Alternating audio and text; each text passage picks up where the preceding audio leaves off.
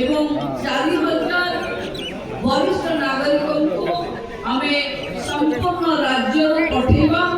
मु भाबुची राज्य सरकार जो तीर्थयात्री माने एथिरे जाउचंती से माने को गरीबे आईआरसीटीसी द्वारा यात्रा समय रे समस्त तीर्थयात्रा करबा पई व्यवस्था अछि जगोली भी अछंती पथ प्रदर्शक भी अछंती यात्रा करुथिबा समस्त लोकंकर यात्री बीमा एवं चिकित्सा सुविधा मध्य आईआरसीटीसी द्वारा करा ये राज्य सरकार गोटे जुगान्तकारी पदक्षेप जो वरिष्ठ नागरिक मानू तीर्थयात्री माने जो माने तीर्थयात्री स्थल परिभ्रमण करने गोटे सुजोग दि जाऊँगी जहाँकि 2016 मसीह आरंभ होती आज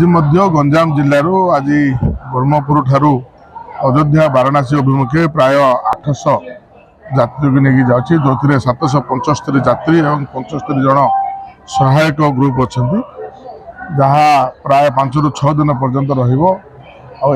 कार्यक्रम चलित वर्ष प्राय 10,000 रु ऊर्ध्व यात्री एत पर्यटन यात्री कले निश्चित भाव में राज्य सरकार ये गोटे जुगान्तकारी पदक्षेप जो थे कि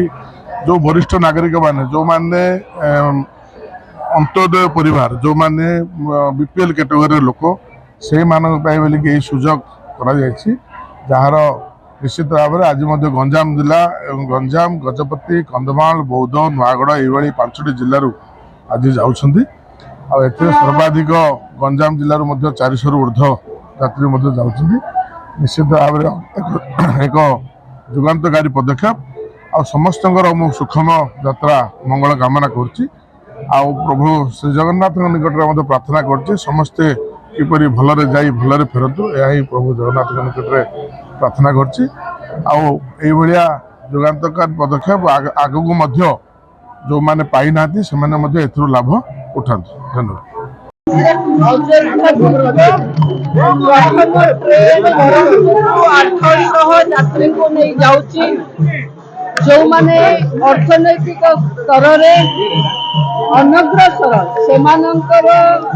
आध्यात्मिक आकांक्षा को पूर्ण करने आज प्रथम ट्रेन अयोध्या वाराणसी जाऊँगी आग को आहरी 4000 लोक आम रामलाला दर्शन पठेबू प्रभु श्रीराम समस्त को आशीर्वाद करंतु भक्त गढ़ई रखु बापा माँ जो मैंने जाऊँच सुस्थ रुहतु ताही प्रार्थना। खबर देखा चाहती आमे देबू से ही खबर जहाँ खबर भिड़ भितर किछि नियारा किछि स्वतंत्र संगे संगे बछा बछा खबर परसी देबू आपण मोबाइल स्क्रीन रे खबर भितरी रहिबो आम गाँ आम सहरर टिकनिक विवरणी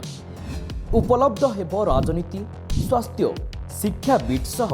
देश विदेशर हॉट न्यूज भूल पछरे केबे नुह आपण देखिबे सत और निर्भुल खबर जहाँ भेदिबो अंगे अंगे पाइबे खबर संगे संगे।